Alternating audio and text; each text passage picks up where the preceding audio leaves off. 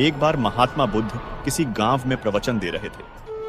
वे अपनी बात को समाप्त करते हुए बोले, मानव के दुख का कारण है स्वयं को किसी से बांधना। जहां भी मोह होता है, बंधन होता है, वहां दुख स्वयं ही उत्पन्न हो जाता है। अतः अपने बंधनों को जाने और उनसे बाहर निकलने का प्रयास करें। इसके बाद उन्होंने सभी लोगों को आशीर्वाद दिया और फिर अपने आश्रम को लौट गए। अगले दिन उनसे एक व्यक्ति मिलने आया।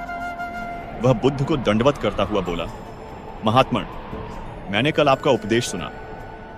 आपकी बातें मेरे हृदय में उतर गई हैं। मैंने अपने बंधनों को ततोड़ दिया है, सारी मोह माया का त्याग कर दिया है। अब मैं आपकी शरण में आना चाहता हूं। उस व्यक्ति की बातें सुनकर बुद्ध मुस्कुराए और धीरे से बोले, मुझे विस्तार से बताओ वत्स, तुमने कौन कौन से बंधन तोड़े और किसका मोह त्याग दिया है?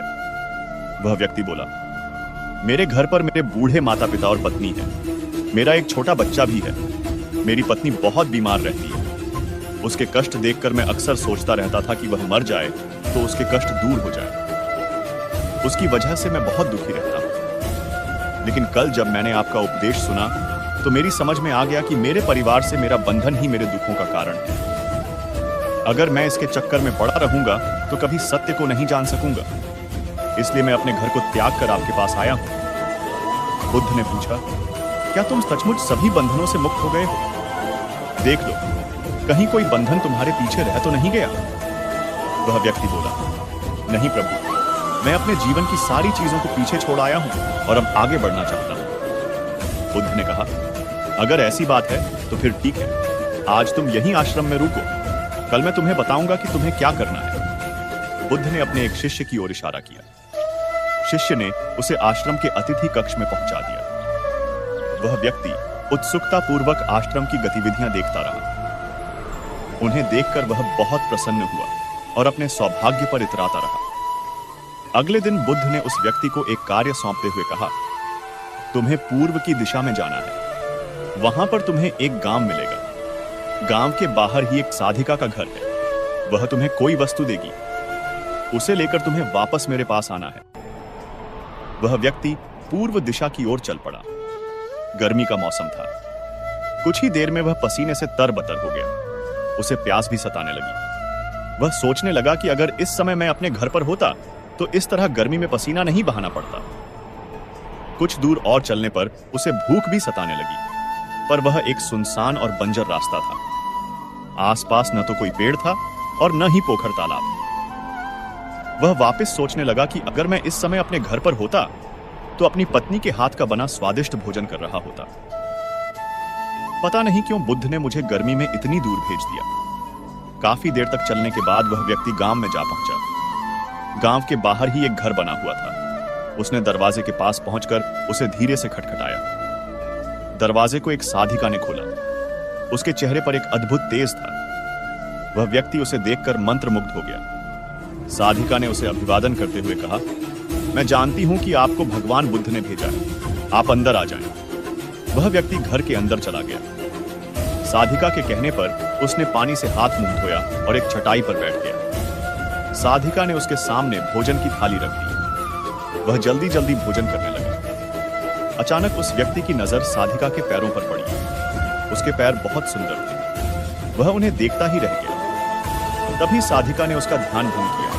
वह बोली, जिस व्यक्ति को बुद्ध के चरणों में स्थान मिल जाता है फिर उसे किसी अन्य के चरणों की आवश्यकता नहीं पड़ती। साधिका की बात सुनकर वह व्यक्ति लज्जित हो गया और नजरें नीची करके चुपचाप भोजन करने लगा। भोजन करने के बाद साधिका ने कहा, आप बहुत दूर से आए हैं, थक गए होंगे।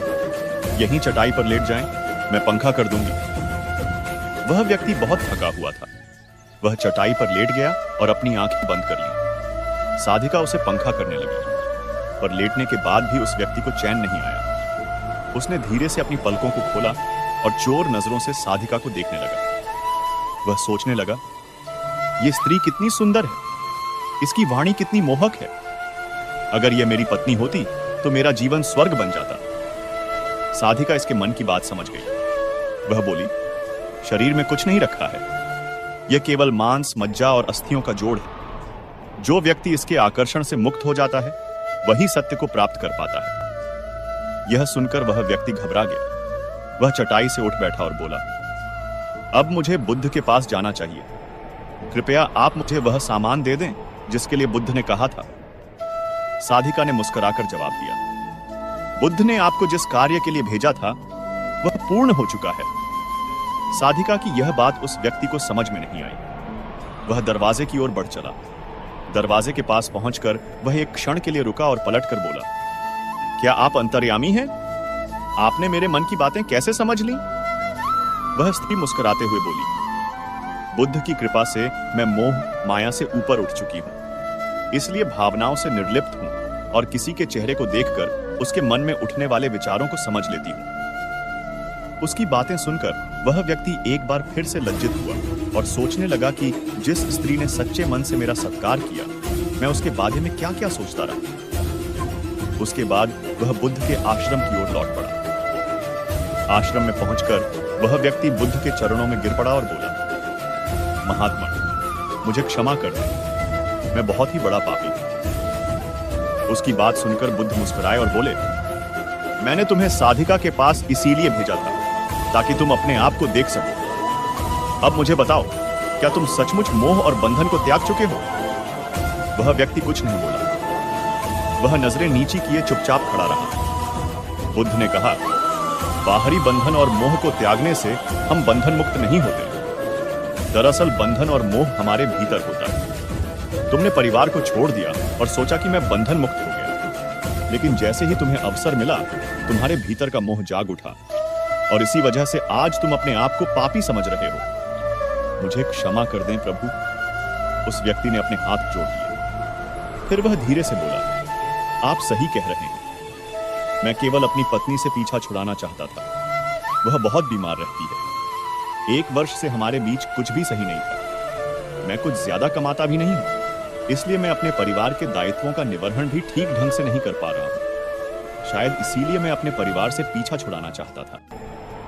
पर अब मैं समझ गया हूं, मेरा परिवार ही मेरा सत्य है और उसके दायित्वों का निवर्हन ही असली कर्म है। बुद्ध बोले, मैं जो कुछ भी कहता हूं वह अपने अनुभव के आधार पर कहता हूं। लोग मेरी बातों को सुनते तो हैं, पर वे अपने स्वार्थ के अनुसार ही उसका अर्थ ग्रहण करते हैं। इसीलिए मोह, माया, कामना, इच्छा, वासना, क्रोध को लोग बाहर की ओर खोजते हैं, जबकि यह हमारे भीतर ही है। हम दूसरों को देखकर तरह तरह की कामना करने लगते हैं।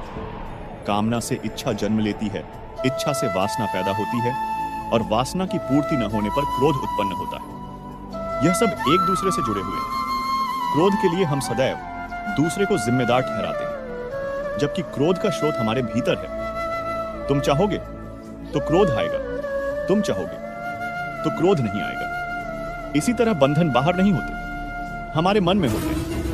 हम मन से ही किसी से बंध जाते हैं और मन के कारण ही हम दुख पाते हैं। लेकिन जो व्यक्ति इन बातों की गहराई तक पहुंच जाता है, वह दुखों से हमेशा हमेशा के लिए मुक्त हो जाता है। मनुष्य का दुख का सबसे बड़ा कारण है कि वो अपने बीते हुए कल में डूबा हो, वह दूसरों पर आश्रित हो, वो अपनी तुलना दूसरों पर करता और उदास हो, उससे उसकी इच्छानुसार काम नहीं मिल रहा हो, वो अपनी बात किसी के सामने नहीं रख पाता, उसका कोई ज्यादा मजाक उड़ाया करता। दुख के कई कारण हो सकते हैं, आर्थिक कारण, मानसिक कारण और भी कई कारण होते हैं।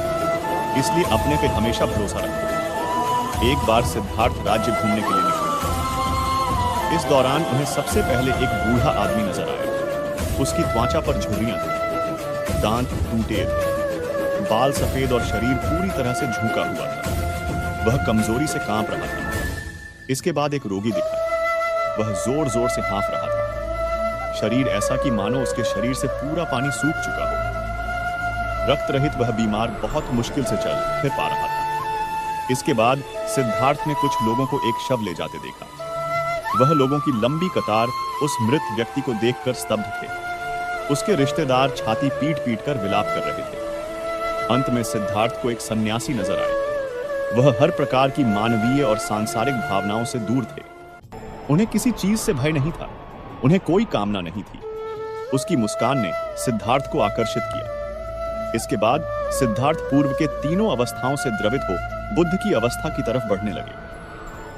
वहां तप के दौरान समझ में आया कि शरीर को कष्ट देकर या आत्मा को झुलसाकर कोई परमात्मा को कैसे पा सकता है। वहीं उन्हें अन्न, जल और वस्त्र के त्याग और शांति के बीच के भेद को जानने का मौका मिला। स्वर्ग रूपी सुविधा को त्यागने वाले सिद्धार्थ अब बुद्ध की तरफ बढ़ रहे थे। अनेकानेक भोग और विलासिता को भोगने वाले सिद्धार्थ अब यह समझने लगे थे कि आनंद यह कदाचित नहीं हो सकता। है कहां? इसी खोज में वह निकल पड़े। बुद्ध जब गांवों में गए, महानगरों का भ्रमण किए, तो वह समझ गए कि समाज में बहुत दुख है। शारीरिक और मानसिक कष्ट वह पहले ही देख चुके थे। कुछ कष्ट वह व्रत, पूजा और तप के जरिए देख लिए। बची खुची तामसी चीजें उन्हें समाज में व्याप्त लोगों में नजर आ गई। ऐसे में वह समझ गए कि यह संसार दुखों का कारण है। सभी सुख भौतिकता को लोग मानते हैं। प्रेम स्वार्थ की कुंजी हो गई है। जो जितना बड़ा पदाधिकारी, उत्तरदायी व शक्तिशाली है, वह उतना ही समाज व आम लोगों में कष्ट को फैला रहा है। सबसे चौंकाने वाली बात कि 60 से 70 वर्ष की आयु में आपके देह का अंत हो जाएगा। यह जानते हुए भी वह समाज में अपने लालच और स्वार्थ को फैलाता है। तब भी बुद्ध ने वर्तमान जैसे ही स्वार्थी, लोभी, पापी, पाखंडी, लालची, धोखेबाज इत्यादि तमस से पूर्ण लोगों को देखा था। आप जीवन की गहराई में देखेंगे तो वास्तव में दुख के अलावा आपको कुछ नहीं है। दुख भोगने की जगह ही है जीवन रूपी जमीन। कलयुग में ऐसा कोई नहीं जिनके जीवन में कष्ट व समस्या का आगमन न हो। जीवन की आधी ग्लास सुख से भरी है और आधी ग्लास खाली सुख से वंचित, दुख से भरी है। भगवान श्री कृष्ण सबसे बड़े कर्मयोगी व कर्मयोग के शिक्षक हैं। अर्जुन को भी उन्होंने कहा, अपना युद्ध स्वयं लड़ो। मैं केवल उसकी सहायता करता हूं जो स्वयं की मदद खुद करता है। यदि श्रीमद्भागवत गीता के एक अध्याय का पाठ नित्य नहीं कर रहा है कृष्ण भक्त, तभी उसके मन में मोह है व गलत धारणा है कि कृष्ण भक्त के जीवन में कष्ट क्यों होता है। यह बताओ, श्रीमद्भागवत गीता, यदि कृष्ण भक्त ही न पड़ेगा तो मोह से छूटेगा कैसे। कर्म प्रधान विश्व रचि राखा, जो जस करही सो तस फल चाखा, सकल पदार्थ हैं जग माही। कर्महीन नर पावत नाही। भगवान ने प्रत्येक व्यक्ति को भोजन जरूर देता है, लेकिन होम डिलीवरी नहीं करता। चिड़िया हो या शेर या हिरण या मनुष्य, प्रत्येक को भोजन हेतु कर्म करना पड़ेगा। माता चिकित्सक हो तो भी बिना पढ़े बच्चे को चिकित्सक नहीं बना सकती। वह चिकित्सक बनने में सहायता कर सकती है, लेकिन बच्चा यह कहे, मां तुम्हारे चिकित्सक होने का क्या फायदा। यदि मुझे जब सब पढ़कर ही पास होना होगा तो यह मूर्खता ही कही जाएगी। सांसारिक मर्यादा को कृष्ण भक्त हो या गायत्री भक्त हो या हनुमान भक्त हो या कोई अन्य धर्म का हो, सबको संसार के नियम का पालन करना पड़ेगा और स्वयं की योग्यता व पात्रता बढ़ानी होगी। अपने हिस्से का कर्म करना पड़ेगा। योग्यता पात्रता बढ़ाने हेतु प्रयत्नशील होना होगा। वर्षा सबके लिए समान होती है, पर जिसके पास घर नहीं उसे कष्ट होता है। समस्या वर्षा नहीं है, अपितु बेघर होना है। इसी तरह कष्ट सबके जीवन में आते हैं। उसे हैंडल करने की योग्यता व क्षमता अनुसार किसी के लिए कष्ट बड़ा और किसी के लिए छोटा होता है। दुखों का एक कारण मोह भी है। मोह से अज्ञान बढ़ता है और जीवन में समस्याएं शुरू होने लगती हैं। महाभारत में धृतराष्ट्र को दुर्योधन से इतना मोह था कि वह अपने पुत्र को गलत काम करने से भी रोक नहीं सके। धृतराष्ट्र को पुत्र मोह की वजह से धर्म अधर्म ज्ञान ही नहीं रहा था। अंत में सब कुछ बर्बाद हो गया। आध्यात्मिक गुरु ओशो ने बताया है कि महाभारत में श्री कृष्ण ने अर्जुन से कहा था, जब ज्ञान की धारा बहती है तो सबसे पहले मोह को नष्ट करती है। मोह को इसलिए नष्ट करती है क्योंकि मोह अज्ञान है। यूनान का सम्राट सिकंदर पूरी दुनिया का जीत लेना चाहता था। एक दिन एक नागा साधु ने सिकंदर से कहा कि तू ये पूरी दुनिया जीत लेगा, उसके बाद क्या करेगा, क्योंकि इसके अलावा दूसरी कोई दुनिया है ही नहीं।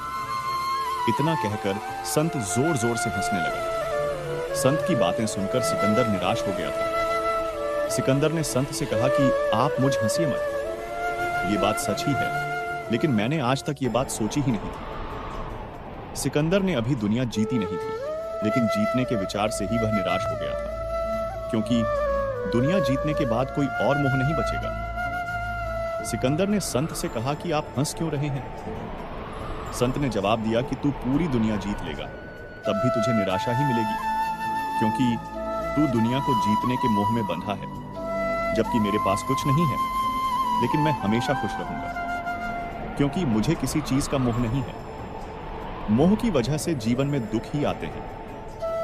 मोह घर परिवार से हो सकता है, सफलता का मोह हो सकता है, सुख सुविधा और मान सम्मान का मोह का हो सकता है। जहां मोह रहेगा वहां दुख तो आएगा ही। मोह जब सफल होता है तो दुख मिलता है, और जब असफल होता है तब भी दुख ही मिलता है। श्री कृष्ण कहते हैं कि जब को मोह त्याग देता है तो उसे मेरी कृपा मिल जाती है। मोह रहित व्यक्ति परम आनंद प्राप्त करता है। इसीलिए मोह का त्याग करना चाहिए और जो हमारे पास है उसी में संतुष्ट रहना चाहिए। ज्यादा पाने का मोह रहेगा तो दुख आना तय है। एक बार भगवान श्री कृष्ण पृथ्वी लोक पर भ्रमण के लिए निकले तो उन्होंने एक युवक को देखा। वह ईश्वर को दोष देता जा रहा था। वह अपने जीवन से निराश था, दुखी था। तब भगवान श्री कृष्ण बौद्ध भिक्षु का रूप धारण करके उस युवक के असली दुख के बारे में ज्ञान देते हैं। तो चलिए इस कहानी के माध्यम से समझते हैं कि असली दुख क्या होता है। अगर आप यह कथा सुन रहे हैं तो पूरा सुनिए। इस कथा को आधा अधूरा छोड़कर जाने की गलती मत करिएगा, क्योंकि इस पवित्र कथा को पूरा सुनने से मनचाहे फल की प्राप्ति होगी और आपका कल्याण हो जाएगा। इसलिए इस कथा को पूरा सुनिए। अगर आप सच्चे कृष्ण भक्त हैं तो कान्हा का अनादर ना करें और कमेंट में जय श्री कृष्णा जरूर लिखें। दोस्तों, सुख और दुख एक ही सिक्के के दो पहलू हैं। यह बात तो आपने सुनी ही होगी। सुख और दुख हमारे जीवन में लगातार आते ही रहते हैं और हमें लगता है कि हमारे जीवन में हजारों दुख है, हजारों समस्याएं हैं। लेकिन अगर आप वास्तविक तौर पर देखें, अगर आप इस बात को अच्छी तरह से समझें, तो आप यह समझ पाएंगे कि हमारे जीवन में केवल एक ही दुख होता है। और वह दुख क्या है वो हम इस कथा के माध्यम से जानेंगे, और उस दुख का निवारण, उस दुख का समाधान क्या है वह भी हम इस कथा में ही जानेंगे। तो इस कथा के अंत तक जरूर बने रहिए। और भगवान श्री कृष्ण की इस बात को समझने की जिस कारण वह अपने आप को बहुत अकेला में महसूस करता था। एक दिन तो उसके मन में यह भी विचार उत्पन्न होने लगे कि मेरे हाथों में कुछ नहीं है तो मैं क्या कर सकता हूं। अकेले बैठकर वह रोता रहा और भगवान को दोष देता रहता। एक दिन छुपता छुपाता वह घर से निकलकर कहीं जा रहा था। तभी उसने रास्ते में देखा कि एक बौद्ध भिक्षु लोगों को प्रवचन दे रहे हैं और प्रवचन में वह दुख की बातें कर रहे हैं। रामू कुछ देर के लिए अपना मुंह छुपाकर वहीं पर खड़ा हो गया ताकि उसे कोई देख ना ले, और चुपचाप वह उन बौद्ध भिक्षु की बातें सुन रहा था। बौद्ध भिक्षु सभी को प्रवचन में कह रहे थे कि दुख हमारा सबसे बड़ा साथी है। हमें दुख अपने जीवन के बारे में समझाता है और हमें सही से जीने का तरीका बताता है। यह हमारे गुरु की तरह है जिससे हमें सीखना चाहिए। आप चाहे तो अपने जीवन में अपने दुखों को अपना गुरु बना सकते हैं और उससे सीख सकते हैं, या फिर आप चाहे तो अपने दुखों पर बैठकर रो सकते हैं, लेकिन इससे आपको कोई लाभ नहीं मिलेगा, बल्कि आप दिन ब दिन और कमजोर होते जाएंगे, निराश होते जाएंगे। रामू छुप छुप कर उन बौद्ध भिक्षु की यह सारी बातें सुन रहा था। जैसे ही उपदेश खत्म हुआ वह उन बौद्ध भिक्षु के पास पहुंचा। उन्हें प्रणाम करके वह कहता है, हे महात्मा, मुझे तो कभी ऐसा प्रतीत नहीं हुआ कि मेरे दुख मुझे कुछ सिखा रहे हैं, बल्कि मुझे तो हमेशा यही लगता है कि वह मुझे पीड़ा दे रहे हैं, तकलीफ दे रहे हैं, और दुख की पीड़ा बहुत भयंकर होती है। ऐसा लगता है अब इसके बाद हमारा जीवन समाप्त हो जाएगा, इसके बाद हमें कुछ नहीं मिलने वाला। यहां तक कि हमें मृत्यु भी उसके सामने कम लगती है।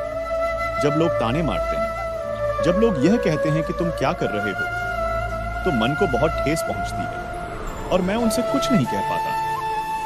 रामू की यह सारी बातें सुनकर वह बौद्ध भिक्षु रामू से कहते हैं, बेटा, तुम्हें क्या दुख है और तुम दुख के बारे में ऐसी बातें क्यों कर रहे हो? रामू ने अपने ऊपर बीती हुई सारी बातें उन बौद्ध भिक्षु को बता दी और कहने लगा, हे महात्मा, क्या आपके पास मेरे दुख का कोई समाधान है? रामू की यह बात सुनकर वह बौद्ध भिक्षु मुस्कुराने लगे और रामू से कहते हैं, बेटा, जब तुम्हारे जीवन में कोई असली दुख तब तुम इतना खुश हो। तुम्हारे साथ ये सारे लोग हैं। वहीं पर तुम सोचो कि जब तुम इस राज्य के सबसे बड़े व्यापारी बन जाओगे तब तुम्हारे यहां पर लोगों की भीड़ लग जाएगी। लोग तुमसे मिलने के लिए समय मांगेंगे, यहां तक कि इस राज्य का राजा भी तुमसे मिलना चाहेगा, तुम्हारी तारीफ करेगा, और यदि कभी ऐसी जरूरत आन पड़ी तो वह तुमसे धन भी उधार लेने के लिए अवश्य आएगा। रामू को अपने दोस्तों की यह बात बहुत पसंद आई।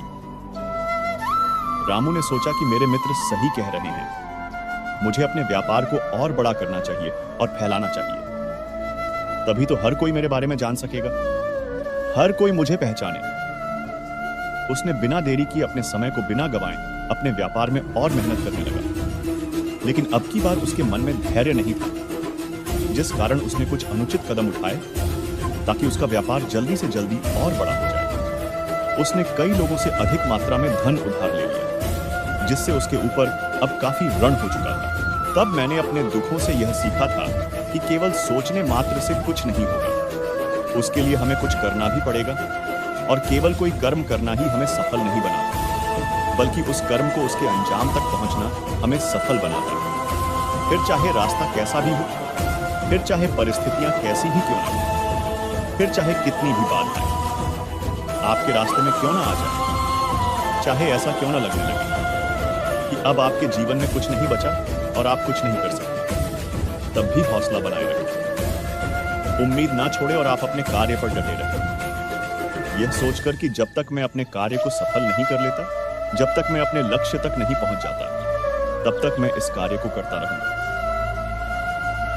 मैं इस कार्य में अवश्य सफल होकर ही रहूंगा, जबकि बाकी लोग केवल सफल लोगों को महत्व देते हैं, उनके कर्मों को नहीं। रामू की यह सारी बातें सुनकर वह बौद्ध भिक्षु मुस्कुराने लगे और रामू से कहते हैं, बेटा, जब तुम्हारे जीवन में असली दुख आए तब तुम मेरे पास आना, मैं तुम्हारी समस्या का समाधान अवश्य करूंगा। इतना कहकर वह बौद्ध भिक्षु वहां से उठकर चले गए। रामू एक बार फिर से उनकी यह बातें सुनकर आश्चर्यचकित रह गया। उसे अब यह समझ नहीं आ रहा था कि क्या उसने जो दुख देखा है, उसने जो तकलीफें अब तक सही है, क्या वह असली दुख नहीं है?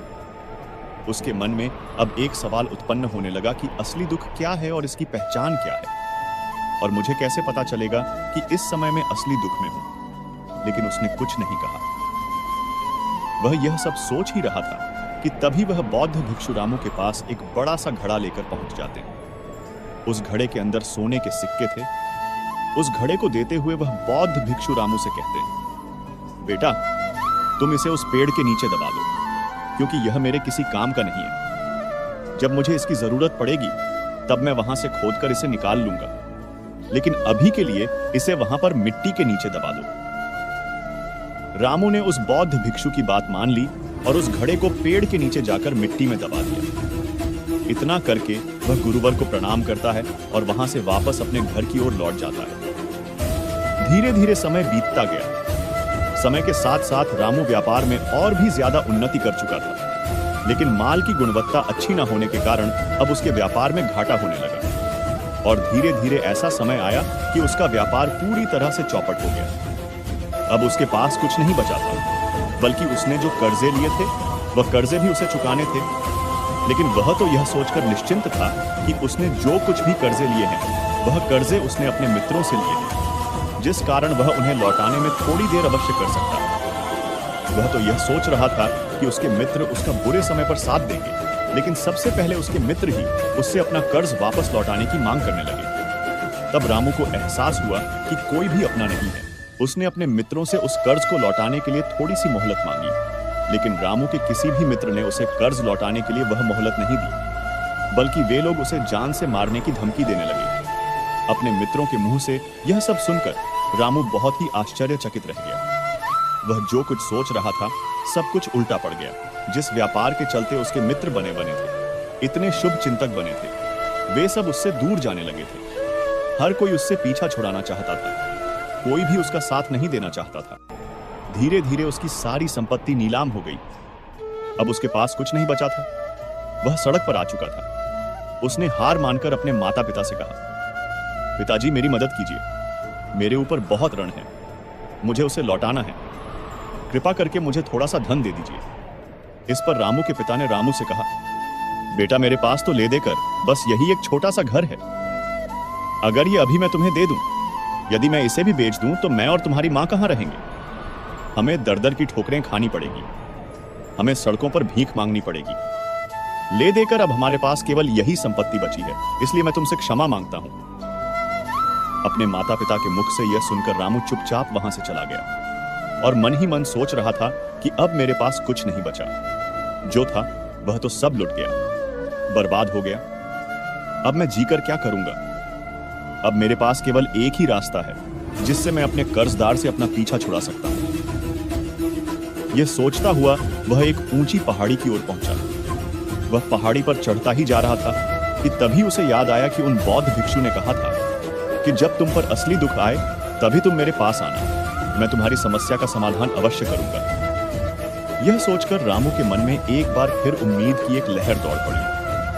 रामू तुरंत दौड़ता हुआ उन बौद्ध भिक्षु के पास पहुंचा और रामू ने उन्हें प्रणाम करके अपने ऊपर बीती हुई हर एक बात उन्हें बता दी और कहने लगा, हे महात्मा, आपने कहा था कि जब मेरे ऊपर असली दुख आएगा तब आप उसका समाधान अवश्य करेंगे। तभी वह बौद्ध भिक्षु रामू की इस बात को सुनकर मुस्कुराने लगे और कहते हैं, बेटा कहाँ है? असली दुख, जब तुम्हारे जीवन में असली दुख आएगा तो मैं उसका समाधान अवश्य करूंगा। उन बौद्ध भिक्षु के मुख से यह सुनकर रामू के सब्र का बांध टूट गया और रामू ने उन बौद्ध भिक्षु से कहा, हे महात्मा, आखिर यह असली दुख होता क्या है? क्या मैंने आज तक जो भी दुख झेला है, जो भी तकलीफें आज तक मैंने सही है, क्या यह दुख नहीं है? क्या इसे दुख नहीं कहते? तभी वह बौद्ध भिक्षु रामू से कहते हैं, बेटा, पहले तुम मुझे यह बताओ कि तुमने अपने दुख से क्या सीखा। इसका जवाब देते हुए रामू उन बौद्ध भिक्षु से कहता है, हे महात्मा, मैंने तो यही देखा है कि जो लोग तुम्हारी तरक्की में तुम्हारा पीछा करते हैं, तुम्हारे साथ जुड़ते हैं, वे लोग तुम्हें अवश्य धोखा देंगे, क्योंकि ऐसे लोग बुरे समय पर तुम्हारा साथ नहीं देने वाले, बल्कि तुम्हारा फायदा उठाने का ही वह प्रयास करेंगे। इसलिए ऐसे लोगों पर भरोसा ना करें, बल्कि जो लोग तुम्हारी असफलता के समय पर, तुम्हारे बुरे समय पर तुम्हारे साथ खड़े हैं, वही तुम्हारे असली मित्र है और वही तुम्हारे साथ रहते हैं। और ऐसे लोग तुम्हें बहुत कम मिलते हैं, और जिन्हें ऐसे लोग मिलते हैं उन्हें हमेशा उनकी कदर करनी चाहिए। आगे रामू उन बौद्ध भिक्षु से कहता है कि जब तुम कोई कार्य कर रहे हो तो उसे पूरी ईमानदारी से करो, धैर्य रखो, लालच ना करो और अपने लक्ष्य तक पहुंचने के लिए किसी के लिए भी कोई षड्यंत्र ना रचो, क्योंकि ऐसा करने से तुम्हारे साथ ही बुरा होगा और तुम हमेशा नुकसान में रहोगे। रामू की सारी बातें सुनकर बौद्ध भिक्षु उस पेड़ के पास पहुंचे। उन्होंने गड्ढा खोदा और वह घड़ा निकालकर रामू के हाथ में थमा दिया, जिसमें सोने के सिक्के भरे हुए थे। वह घड़ा रामू के हाथ में थमा। उन बौद्ध भिक्षु ने कहा, लो इसे पकड़ो, और जब तुम्हारे जीवन में असली दुख आए तब तुम मेरे पास आना, मैं उसका समाधान अवश्य करूंगा। रामू अब भी बड़ी अचरज में था। उसे यह समझ नहीं आ रहा था कि आखिर यह असली दुख है क्या।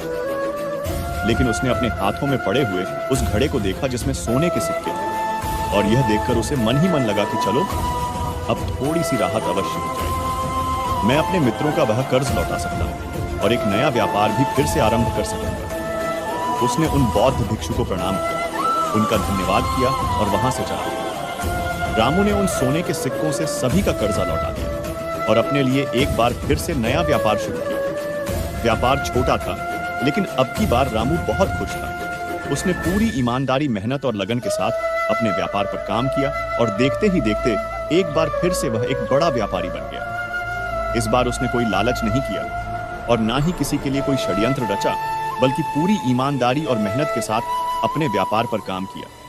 लेकिन जैसे जैसे आप धनी होते जाते हैं, जैसे जैसे आप अमीर बनते जाते हैं, आपके मन में एक डर और उत्पन्न होने लगता है, और वो है अपनी दौलत को ना खो देना, जिस कारण लोग दान करना शुरू कर देते हैं, पुण्य करना शुरू कर देते हैं, लोगों की मदद करते हैं ताकि उनके जीवन में कभी कोई दुख ना आए।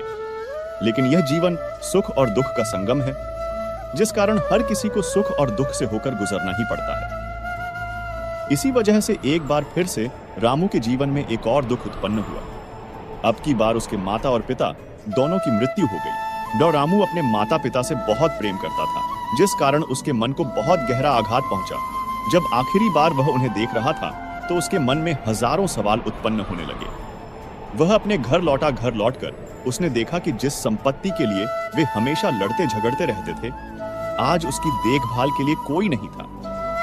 उसके माता पिता ने जो भी मेहनत की, जो भी अपने जीवन में इकट्ठा किया, सब यहीं रह गया। लेकिन अब सब कुछ खत्म हो चुका था और रामू का मन अब बहुत बेचैन हो रहा था। उसके मन में हजारों सवाल उत्पन्न हो रहे थे और वह अपने आप को बहुत अकेला महसूस कर रहा था। उसे बहुत खाली सा महसूस हो रहा था। उसने इधर उधर देखा, लेकिन उसे कुछ समझ नहीं आया। तभी उसे उन बौद्ध भिक्षु की याद आई।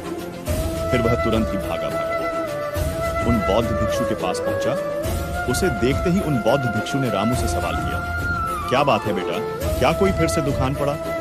तभी रामू ने कहा, नहीं गुरुदेव, अब तो सब ठीक है, लेकिन आज मेरे माता पिता की मृत्यु हो गई और मैं बहुत अकेला महसूस कर रहा हूं। मैं बहुत दुखी महसूस कर रहा हूं, जैसे कुछ खाली सा है, जैसे कुछ अकेलापन सा है। तभी वह बौद्ध भिक्षु रामू से कहते, बेटा इसमें दुखी होने वाली बात क्या है? ये तो जीवन है, एक दिन तो सभी को जाना है।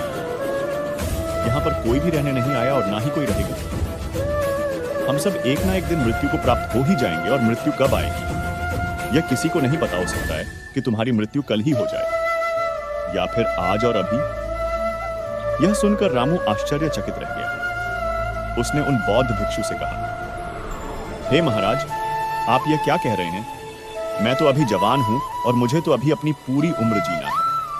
मैं तो जीना चाहता हूं, कुछ करना चाहता हूं, और आप कह रहे हैं कि मैं कभी भी मृत्यु को प्राप्त हो सकता हूं। इस पर वह बौद्ध भिक्षु रामू से कहते हैं, बंदे इस भ्रम में मत रहना कि मृत्यु केवल बूढ़ों को आती है। बूढ़ों के सामने तो उनके जवान बच्चे तक मर जाते हैं। मृत्यु कभी किसी की उम्र देखकर नहीं आती और ना ही किसी को बताकर आती है।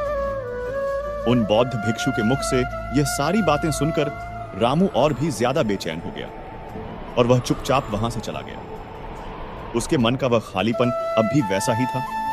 वह अपने आप को बहुत अकेला महसूस कर रहा था। उसके बाद से उसका मन अपने व्यापार में भी नहीं लगता। जब भी वह कोई कार्य करता तो उसके मन में ढेर सारे प्रश्न उठने लगते। वह क्या कर रहा है, क्यों कर रहा है, और उसने इस कार्य को क्यों किया? उसके मन में अब एक और प्रश्न उत्पन्न होने लगा था। क्या हम यहां पर केवल इसीलिए आते हैं कि इस जीवन को भोगे और एक दिन मृत्यु को प्राप्त हो जाए?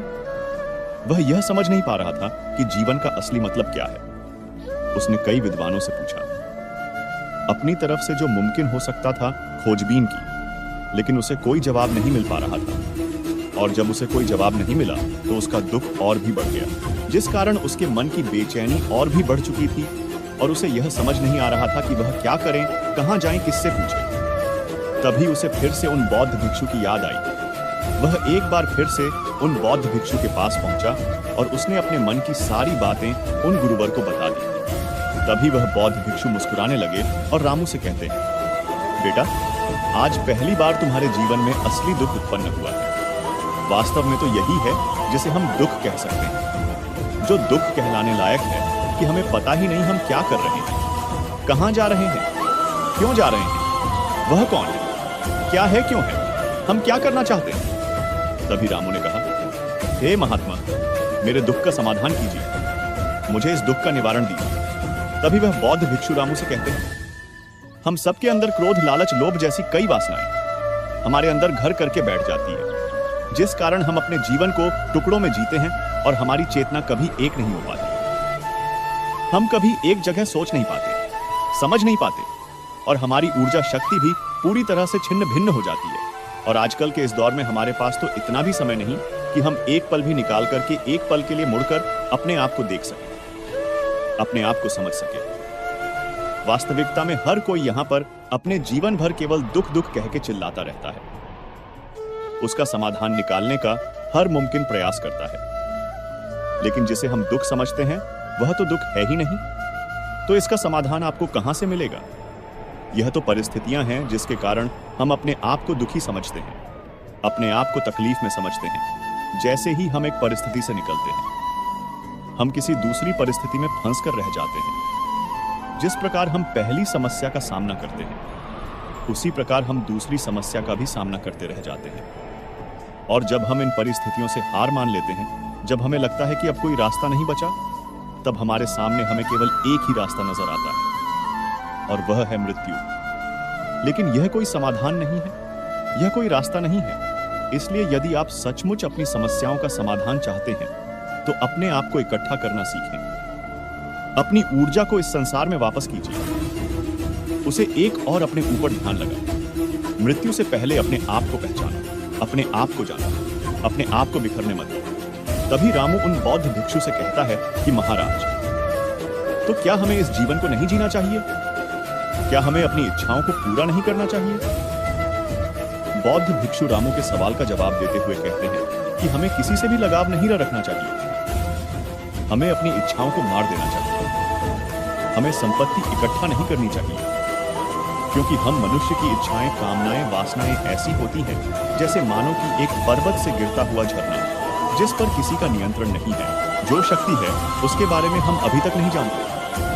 हम अपने आप को चाहे तो एकत्रित कर सकते हैं, अपने आप पर नियंत्रण पा सकते हैं, लेकिन हम अपनी इस ऊर्जा का व्यर्थ उपयोग करते रहते हैं, व्यर्थ की चीजों में लगा देते हैं, जिस कारण हम अपने आप को कभी नहीं पहचान पाते और ना ही कभी अपने आप पर नियंत्रण पा सकते हैं। लेकिन यदि आप अपने आप को जानना चाहते हैं, अपने आप को पहचानना चाहते हैं, तो पहले आपको को खुद को एकत्रित करना होगा, अर्थात ध्यान लगाना होगा। ध्यान से ही आप अपने दुखों की उन समस्याओं का समाधान निकाल सकते हैं और तभी आप अपने आप को पहचान सकते हैं, जान सकते हैं और अपने जीवन के हर दुखों का समाधान भी कर सकते हैं। गीता कहती है कि हर प्राणी को बेवजह किए गए कार्यों के परिणामों के प्रति आसक्त होकर नहीं बैठना, कर्तव्यों का हृदय से पालन करते रहना चाहिए। भगवान श्री कृष्ण कहते हैं मनुष्य को क्रोध से बचना चाहिए। कितना भी गुस्सा आए, स्वयं को शांत रखने का प्रयास करें। इस संसार में आज जो तुम्हारे पास है वह कल किसी और के पास था, परसों वो किसी और के पास होगा। तुम यहां खाली हाथ आए थे और खाली हाथ ही जाओगे। मन पर नियंत्रण रखना जरूरी है। मनुष्य का मन वायु की तरह चंचल है। यह मन ही है जो मनुष्य को काम वासनाओं की तरफ भटकाता रहता है। अगर जीवन में सफल बनना है तो मन पर काबू करना बहुत जरूरी है। मन को वश में करने से दिमाग की शक्ति केंद्रित होती है, जिससे कार्यों में सफलता मिलने लगती है। गीता के अनुसार जिस व्यक्ति ने अपने मन पर काबू पा लिया है वह मन में पैदा होने वाली बेकार की चिंताओं और इच्छाओं से भी दूर रहता है। साथ ही व्यक्ति अपने लक्ष्य को भी आसानी से प्राप्त कर लेता है। अगर मन वश में नहीं करोगे तो वह तुम्हारा सबसे बड़ा शत्रु बन जाएगा। हमेशा शक करने वाला व्यक्ति कभी शांति प्राप्त नहीं कर पाता है। इसलिए संदेह करने से बचे। अधिक संदेह करने से मन की शांति भंग हो जाती है और व्यक्ति भ्रमित होकर अपने संबंधों को नष्ट कर डालता है। तन की सुंदरता मन को आकर्षित करती है, जबकि स्वभाव की सुंदरता हृदय को आकर्षित करती है। इसीलिए मनुष्य का स्वभाव हमेशा निर्मल होना चाहिए। कौन क्या कर रहा है, कैसे कर रहा है और क्यों कर रहा है, इन सब से आप जितना दूर रहेंगे उतना ही खुश रहेंगे। जिंदगी में हम कितने सही है और कितने गलत है, यह सिर्फ दो लोग जानते हैं, एक परमात्मा और दूसरी हमारी अंतरात्मा। भगवान श्री कृष्ण कहते हैं जिस मनुष्य के अंदर ज्ञान की कमी होती है और ईश्वर में श्रद्धा नहीं होती, वह मनुष्य जीवन में कभी भी आनंद और सफलता को प्राप्त नहीं कर पाता। मोह विनाश का कारण होता है। मनुष्य के दुखों का मूल कारण उसका मोह ही होता है। वह जितना अधिक मोह करेगा उतना ही अधिक कष्ट भी भोगेगा। पछतावा अतीत नहीं बदल सकता और चिंता भविष्य नहीं संवार सकती। इसलिए वर्तमान का आनंद लेना ही जीवन का सच्चा सुख है। श्री कृष्ण कहते हैं जो तुम्हारा साथ देता है तुम उसका साथ दो, और जो तुम्हें धोखा देता है तुम उसे त्याग दो। जिस जगह आपका सम्मान ना हो वहां पर कभी जाना नहीं चाहिए, वरना लोग आपको कमजोर और बेवकूफ समझेंगे। जहां बारिश ना हो वहां फसल खराब हो जाती है और जहां संस्कार ना हो वहां नस्ल खराब हो जाती है। बात इतनी मधुर रखो कि कभी वापस भी लेनी पड़े तो स्वयं आपको कड़वी ना लगे। खुद में थोड़ा स्वाभिमान होना जरूरी है, वरना लोग आपको वहां भी दबाने की कोशिश करेंगे जहां आपका अधिकार है। जब तक तुम अपने आप से नहीं हार जाओ तब तक दुनिया की कोई ताकत तुम्हें हरा नहीं सकती। कमजोर तुम नहीं, तुम्हारा वक्त है और वक्त सबका बदलता है।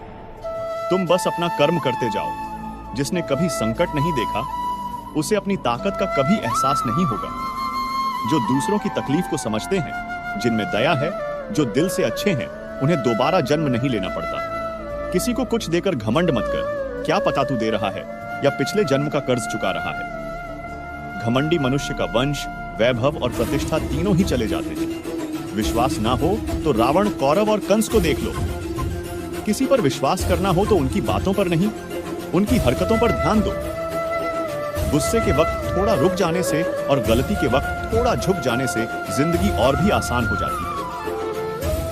भगवान श्री कृष्ण कहते हैं जो मनुष्य मुझे जान लेता है वह जन्म मरण के बंधनों से मुक्त हो जाता है। जो मनुष्य भगवत गीता को पढ़कर उस पर अमल करता है उसके सारे दुष्कर्मों का प्रभाव समाप्त हो जाता है। जो भाग्य में है वह भाग कर आएगा और जो भाग्य में नहीं है वह आकर भी भाग जाएगा। मित्रों, इस वीडियो में मुझसे कोई त्रुटि हुई हो तो मैं क्षमा चाहता हूं। उम्मीद है आपको यह वीडियो अच्छी लगी होगी। अगर आप भगवान श्री कृष्ण के सच्चे भक्त हैं तो चैनल को सब्सक्राइब और वीडियो को लाइक करके कमेंट में जय श्री राधे कृष्ण अवश्य लिखें। जय श्री राधे कृष्ण। और हमेशा खुश रहो, हंसते रहो।